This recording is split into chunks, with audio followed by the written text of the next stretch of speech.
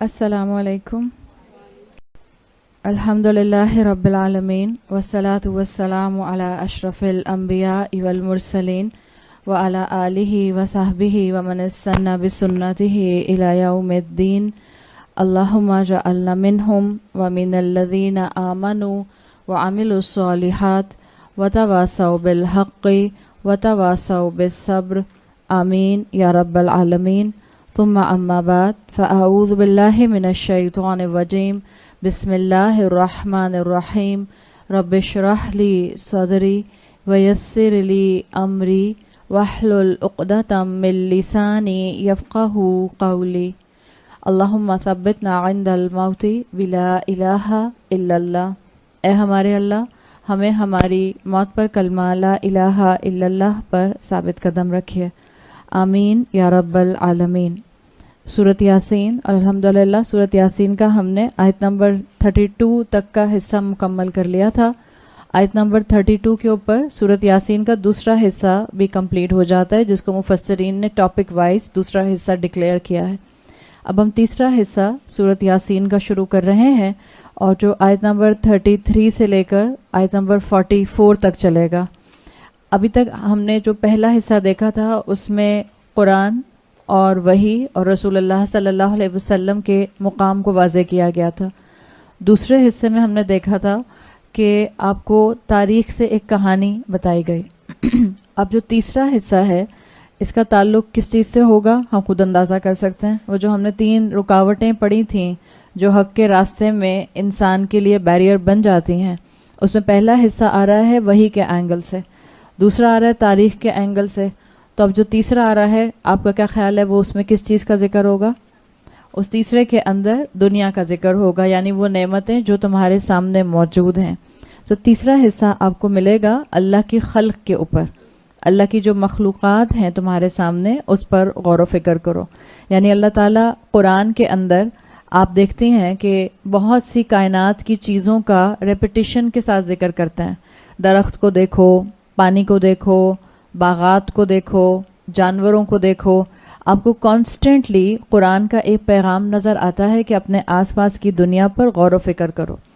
اس کے بارے میں اصول یاد رکھیے جو کہ اسکالرز دیتے ہیں، وہ یہ کہ جب اللہ تعالیٰ قرآن میں کائنات کا ذکر کرتے ہیں، چاند، ستارے، درخت، پودے، پھل، آپ کے سامنے جو پانی، بہار ہے، ان سب کی چیزیں، اس میں ایک تو فزیکلی ان چیزوں کا ذکر ہوتا ہے کہ درخت کو دیکھو، درخت کا پھل کیسے پکتا ہے، یا مویشیوں کو دیکھو، مویشی کیسے اپنے 4 پاؤں پر، کیٹلز کیسے، انعام کیسے اپنے 4 پاؤں پر چلتے ہیں. ایک تو فزیکلی آپ ان مخلوقات کا ذکر دیکھتے ہیں. لیکن عربی زبان کا اسلوب ہے، اور خاص طور پر قرآن کا یہ اسلوب ہے کہ قرآن صرف اور صرف آپ کو دنیا کا نہیں بتا رہا ہوتا، بلکہ قرآن کا ایک اسلوب آپ کو مفسرین کے تفسیر میں ملتا ہے جس کو انہوں نے ڈیسائفر کیا ہے کہ قرآن کی ہر ایسی آیت جس کے اندر کائنات کی کسی مخلوق کا ذکر کیا گیا ہے، چاہے وہ مویشی ہی کیوں نہ ہو، اس کے پیچھے ایک اسپریچول ایسپیکٹ بھی چھپا ہوا ہوتا ہے. اور وہ اسپریچول ایسپیکٹ ہی انسان کو تدبر کے لیول پر نظر آتا ہے. یعنی آپ اس کے سمپل مفہوم میں یہ دیکھ سکتے ہیں کہ اللہ تعالیٰ نے کہا کہ اللہ نے تمہارے چلنے کے لیے راستے ہموار کیے، یا اللہ تعالیٰ نے سمپل بات کی قرآن میں کہ مکڑی اپنا گھر بناتی ہے اور اس کا گھر جو ہے وہ سب سے زیادہ کمزور ہوتا ہے گھروں کے اندر. تو ایک تو فزیکل ریالٹی ہے کہ مکڑی کا جو ویب ہے، جو اس کا نیٹ ہوتا ہے جس سے وہ اپنا گھر بناتی ہے، وہ بہت کمزور ہوتا ہے. لیکن اس کے پیچھے اسپریچول ریالٹی کیا ہے وہ بھی اللہ تعالیٰ نے اس کلام کا حصہ بنائی ہے. جیسے آپ مثال کے طور پر قرآن میں الفاظ دیکھتے ہیں، اللہ تعالیٰ نے آیت کو مکمل کیا ہے، اولئک کل انعام بل ہم اضل. اللہ نے، ہم دیکھ رہے ہیں اس آیت کے اندر اللہ تعالیٰ نے انسانوں کو کمپیئر کیا ہے انعام سے، کیٹلز کے ساتھ، مویشیوں کے ساتھ، اور یہ کہا ہے کہ انسان مویشی سے بھی زیادہ بڑھ کر گئے گزرے ہیں، گمراہ کن ہیں. کیوں کہا اللہ تعالیٰ نے؟ حالانکہ مویشی اللہ کی مخلوق ہیں. آپ دیکھیں یہ جو انعام ہوتا ہے، نعومہ کی جمع آتی ہے، نون پر پیش آتا ہے نعومہ. یہ نعومہ کہتے ہیں ان کیٹلز کو جو کہ آپ کو پتہ ہے 4 پاؤں پہ چلتے ہیں، اور زیادہ تر وہ کیٹلز جو کہ بہت ہی سلو موور ہوتے ہیں، آہستہ آہستہ نرمی سے چلنے والے. اس میں آپ کے لیے پرومیننٹ اگزامپل انعام میں گائے کی آ جاتی ہے. گائے، بھینس، یہ اس طرح کی اللہ کی مخلوق ہے جو بہت آہستہ آہستہ سے چلنے والے ہیں. بھیڑ بکری بھی اس کے اندر بعض اوقات لی جاتی ہے. آپ دیکھیں اللہ تعالیٰ نے جو جانور بنائے ہیں یا جو اللہ نے اپنے پرندے مخلوقات بنائی ہیں, سب کی اپنی اپنی صفات ہیں نا. پرندے کو آپ دیکھیں, کبوتر کو, حالانکہ بہت ہی بنائن سا پرندہ ہے, کبوتر کو آپ دیکھیں, اگر کبوتر کی آپ کی طرف بیک ہو لیکن آپ اس کے پاس جانا شروع کریں تو وہ آپ کو گردن موڑ کے دیکھتا نہیں ہے, پہلے دیکھتا ہے پہلے کون آ رہا ہے یا بس اڑ جاتا ہے. یہ اللہ تعالیٰ نے پرندوں کے اندر یہ حص رکھی ہے. چڑیا, بہت خوبصورت خوبصورت پرندے آپ کو صبح میں نظر آتے ہیں فجر کے بعد. ہمنگ برڈز بڑی پیاری پیاری آتی ہیں الحمدللہ کراچی میں.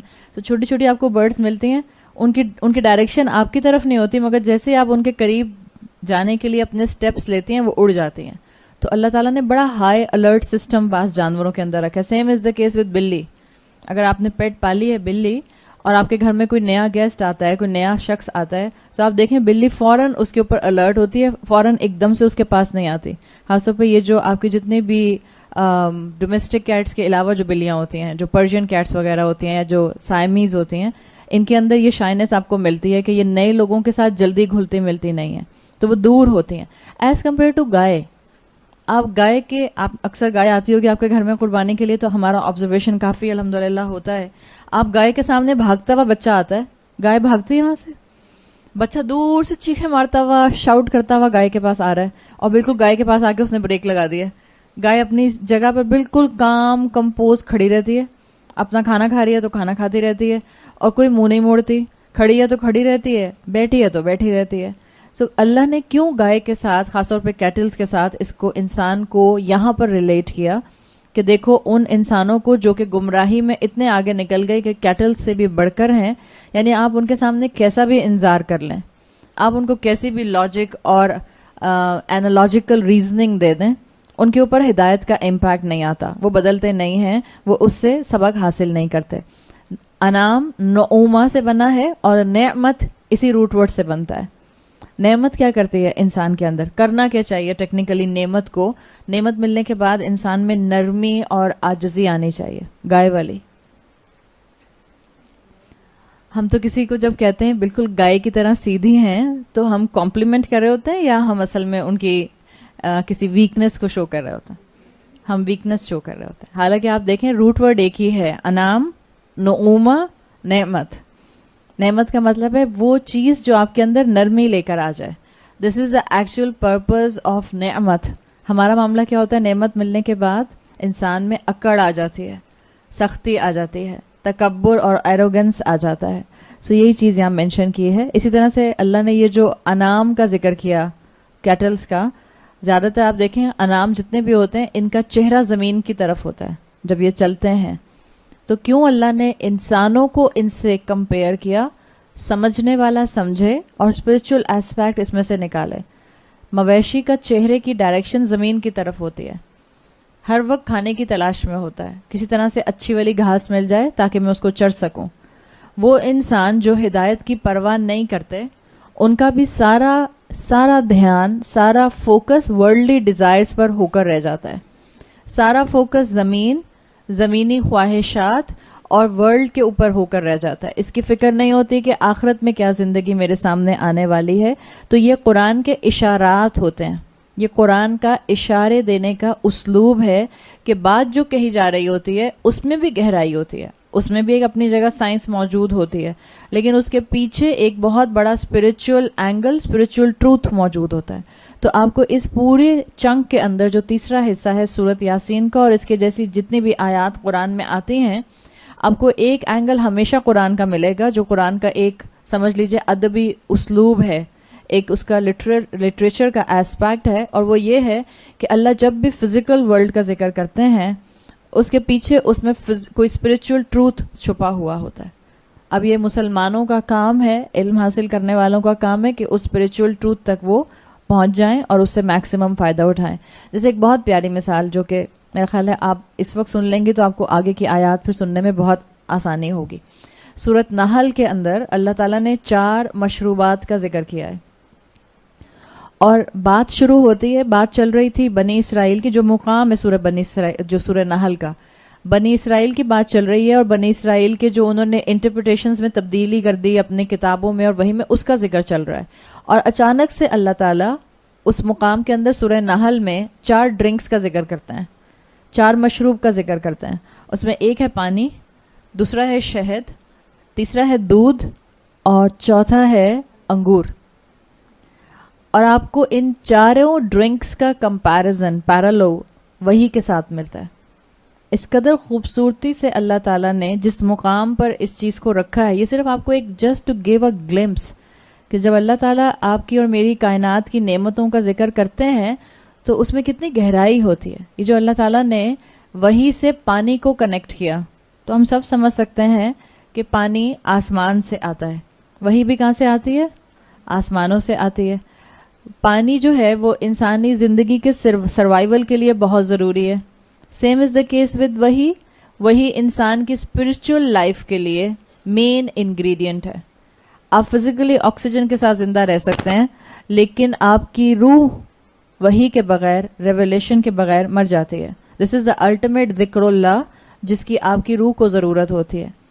پھر اسی طرح سے وہی کے بغیر انسان سروائیو نہیں کر سکتا، اس لیے کہ قرآن میں آتا ہے اذا دعاکم ما یحییکم.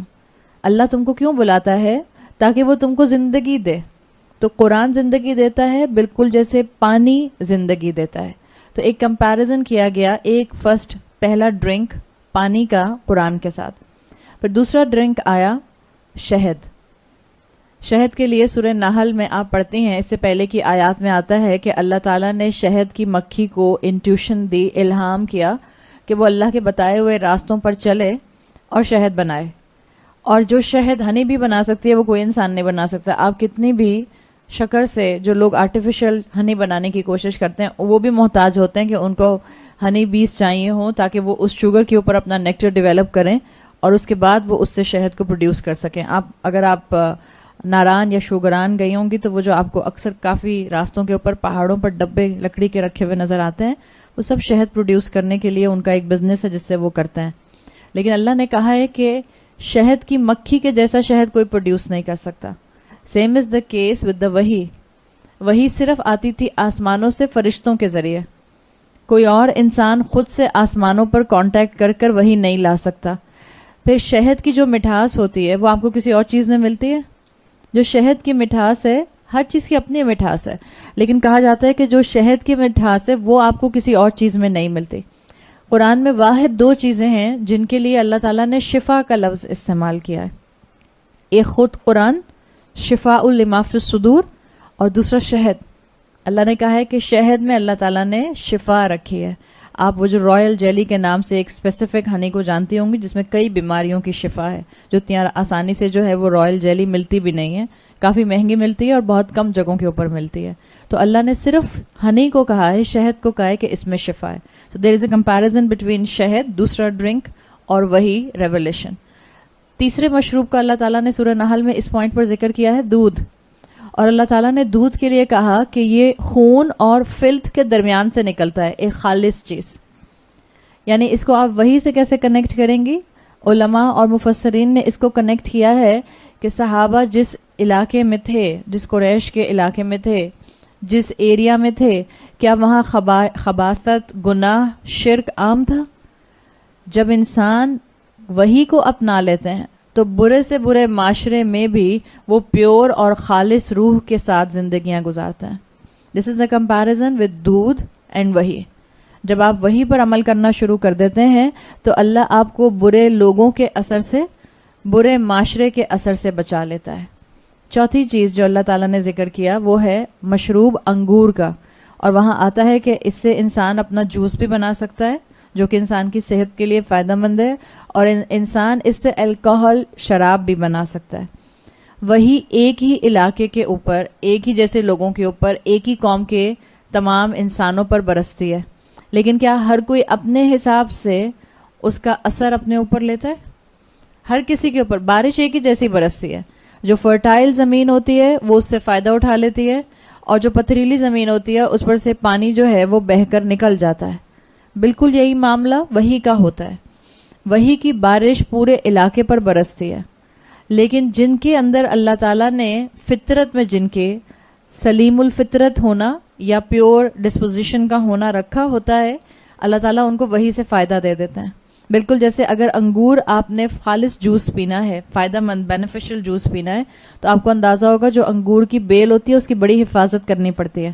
اس کو زمین سے اٹھا کر لکڑیاں لگا کر اس کو انگور کو، جب ایک دفعہ انگور کا گچھا ڈیولپ ہونا شروع ہو جاتا ہے تو پھر پوری بیل کو آپ کو لکڑیاں لگا کر اس کو اونچا اٹھانا ہوتا ہے، ورنہ اس پر کیڑا لگ جاتا ہے.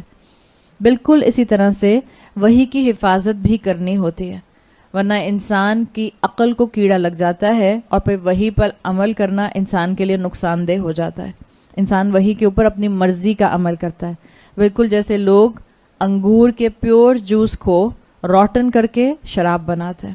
تو یہ آپ کو کمپیریزن اس سورہ نحل کے اندر بڑا خوبصورت ملتا ہے، اور اللہ تعالیٰ نے یہ وحی کا کمپیریزن کیا ہے یہ بتانے کے لیے کہ بنی اسرائیلیوں کو اللہ تعالیٰ نے ایک پیور زندگی دینے والی کتاب دی تھی تورات کی شکل میں.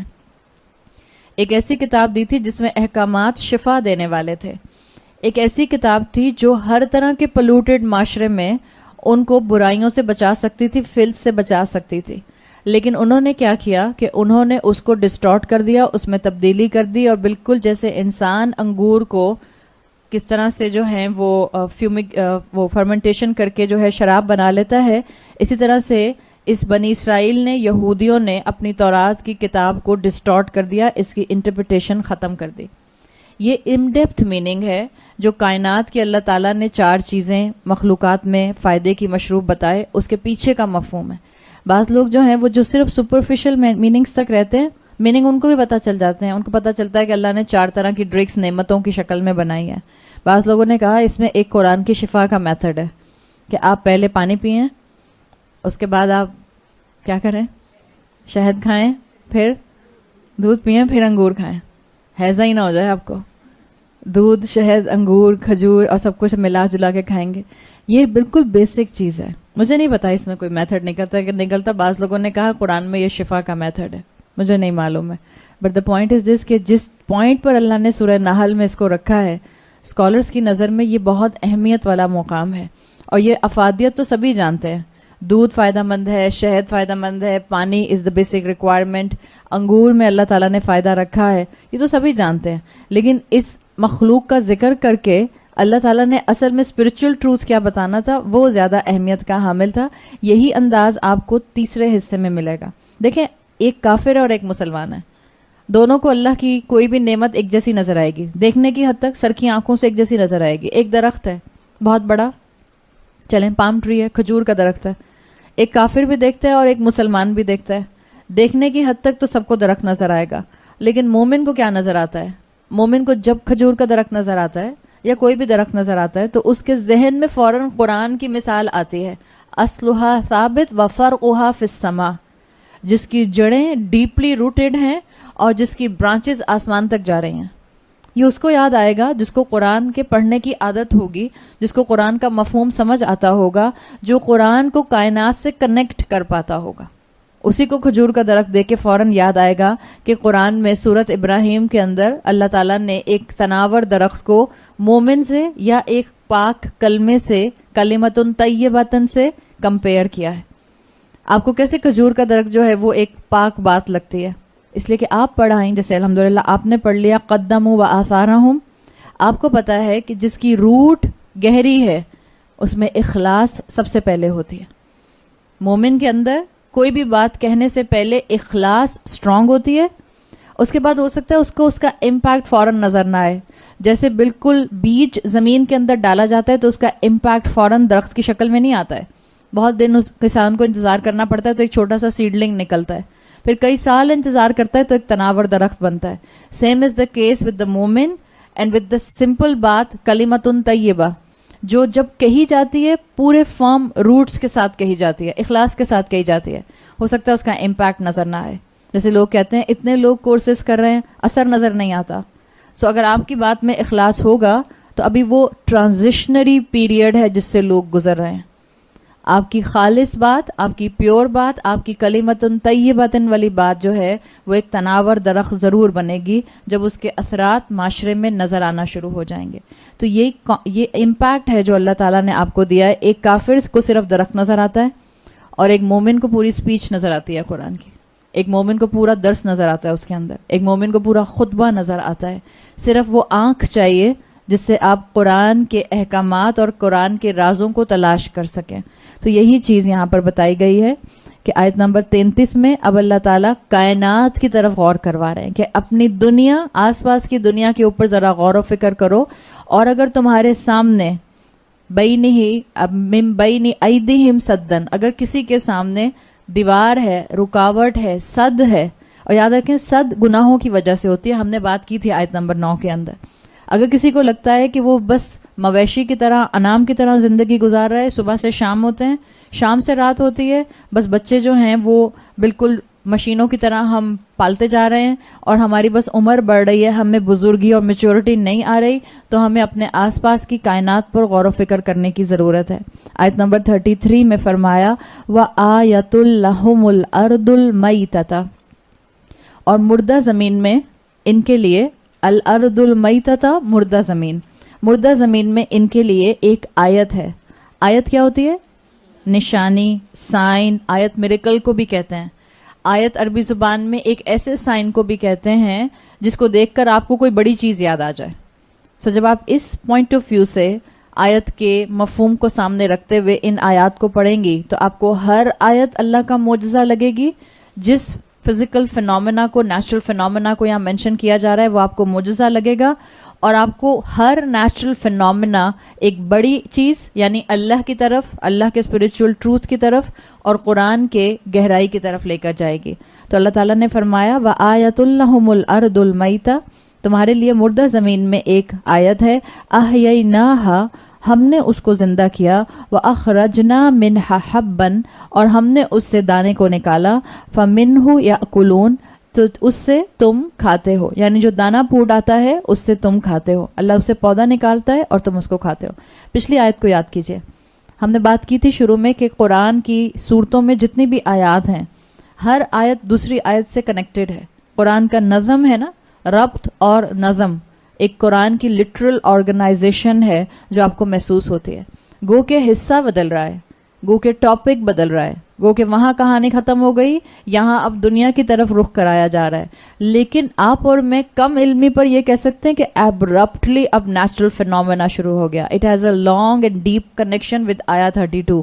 آیا 32 میں آیا تھا وَإِن كُلُّ لَمَّا جَمِيعٌ لَدَيْنَا مُحْضَرُونَ. اللہ نے کہا تھا کہ ہم سب کے سب کو، جو گزر گئے، جو قومیں تباہ ہو گئیں، جو اپنی اولادوں کو چھوڑ کر چلے گئے، اللہ سب کے سب کو اپنے سامنے حاضر کرنے والا ہے.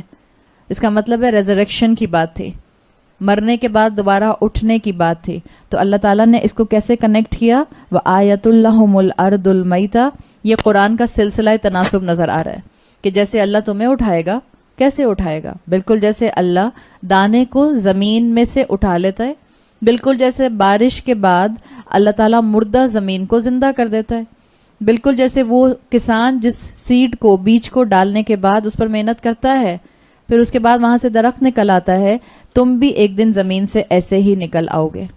اس کا مطلب کیا ہے کہ اب آپ کو زمین جب بھی نظر آئے، جب آپ کا فوکس زمین پر ہو اور آپ کا ذہن اور آپ کی آنکھیں دونوں کنیکٹ ہو جائیں اور دل آپ کو قرآن کے مفہوم کو یاد کرا سکے، تو آپ کو پتہ چلے گا کہ جب بھی آپ زمین کو دیکھتی ہیں، جتنے بھی پودوں کو دیکھتے ہیں، جتنے بھی آپ کو آس پاس پودے درخت نظر آتے ہیں، اصل میں یہ آپ کو کس کی طرف، کس اسپرچل ٹروتھ کی طرف اشارہ کرتے ہیں؟ ریزریکشن، مرنے کے بعد دوبارہ اٹھنا، بعد سے بعد الموت.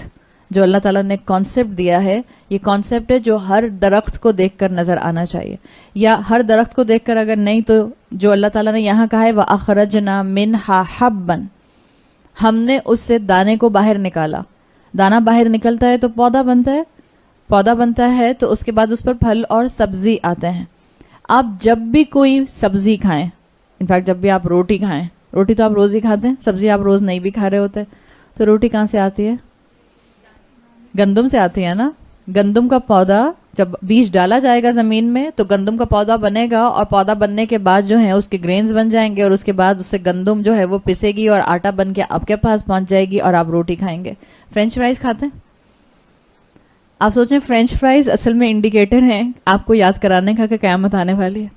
آئندہ کبھی فرینچ فرائز کھائیں, اب بچے بھی جب فرینچ فرائز کھائیں تو بچوں کو پتہ چلے گا ہم فرینچ فرائز کھا رہے ہیں, اٹس اے ریمائنڈر فار قیامت. اللہ اتنا مسلمانوں کو کانشیس رکھنا چاہتے ہیں. جس وقت آپ برگر کھائیں تب آپ کو احساس ہو جائے کہ یہ جو میں برگر کھا رہی ہوں, اوہو قیامت کے دن اس برگر کا بھی حساب دینا ہوگا. سو آپ کو کانسٹنٹلی قرآن کی آیات جو ہیں وہ آخرت کے کانسیپٹ کے بارے میں جو ہیں وہ کانشیس کر دیتی ہیں. یہاں پر آیا حبن, حب آتا ہے ہا با با. جب ہا با با جو ہے وہ ہا پیش کے ساتھ آتا ہے تو ہوتا ہے حب. حب کا مطلب کیا ہوتا ہے؟ حب ہوتا ہے محبت, اور حب ہا کی زبر کے ساتھ ہوتا ہے دانا, بیج, سیڈ.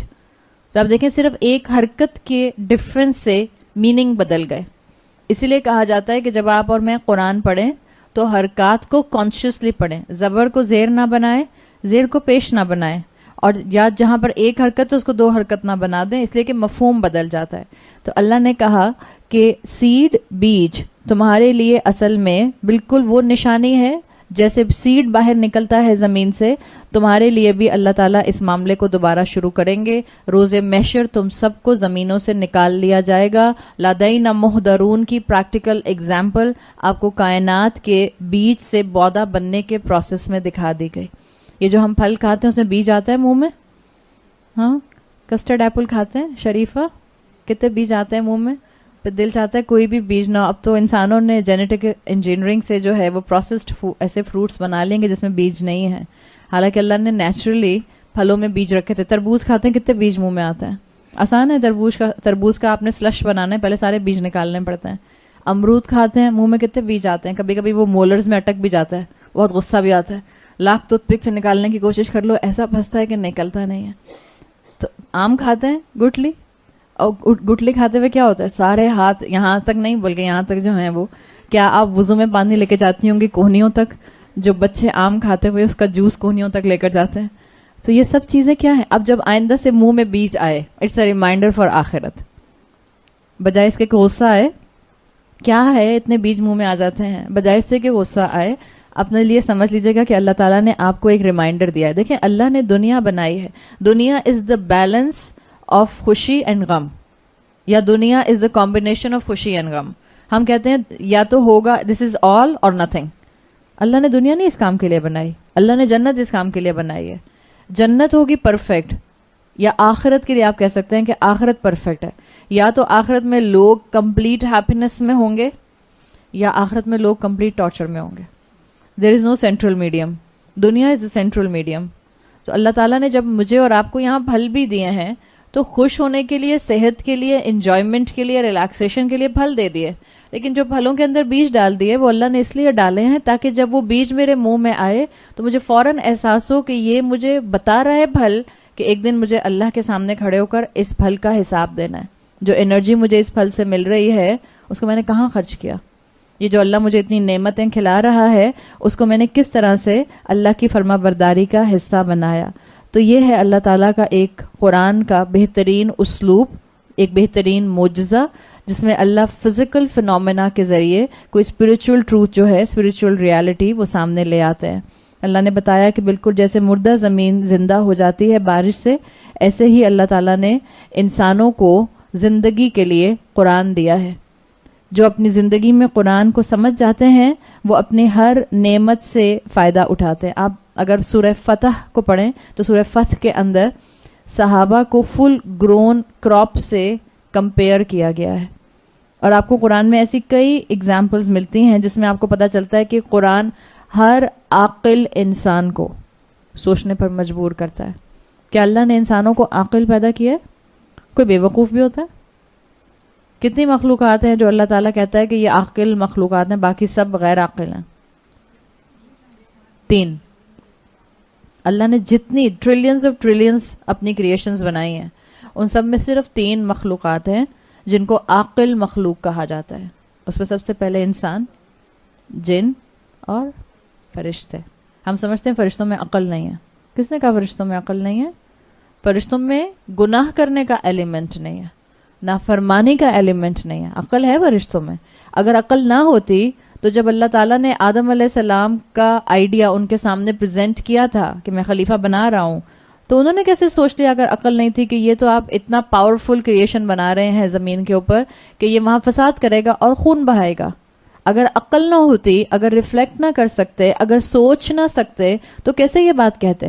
تو عاقل مخلوق ہے. انسان, جن اور فرشتے عاقل ہیں. اللہ نے تمام انسانوں کو عقل کے ساتھ پیدا کیا ہے. کوئی انسان اگر مجنون ہے خدا نخواستہ یا وہ مینٹلی ریٹارڈڈ ہے, وہ ایک الگ کیس ہے. جنرلی ہم سب انسانوں کے پاس عقل ہے, اور اللہ نے یہ قرآن میں آیات دی اس لیے ہیں تاکہ آپ اور میں, ہر عمر کا انسان اپنی ذہنی صلاحیت کے حساب سے اس قرآن سے اپنے لیے فائدہ مند چیز کو اٹھائے اور اللہ کی طرف پلٹے.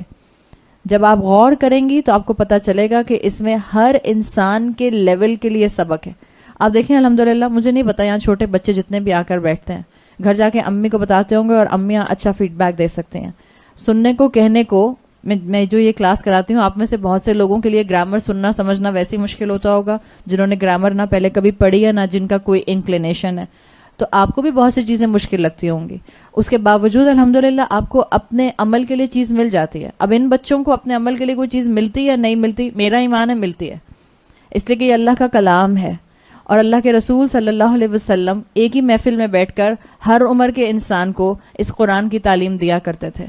اسی محفل میں حضرت ابو بکر صدیق اور حضرت عمر بھی بیٹھے ہوتے تھے, اور اسی محفل میں انس بن مالک بھی بیٹھے ہوتے تھے جن کی عمر 7 سے 10 سال تھی. اسی محفل کے اندر عبداللہ ابن عباس بیٹھے ہوتے تھے جن کی عمر 14 سے 15 سال تھی. تو سب پر قرآن امپیکٹ کرتا ہے. یہ قرآن کے کلام کی خوبصورتی ہے کہ قرآن سننے والے کے دل میں اپنی جگہ خود بنا لیتا ہے. صرف ریکوائرمنٹ, پری ریکویزٹ ایک ہے کہ سامنے بیٹھا ہوا سننے والا ہو اور سننے کو تیار ہو.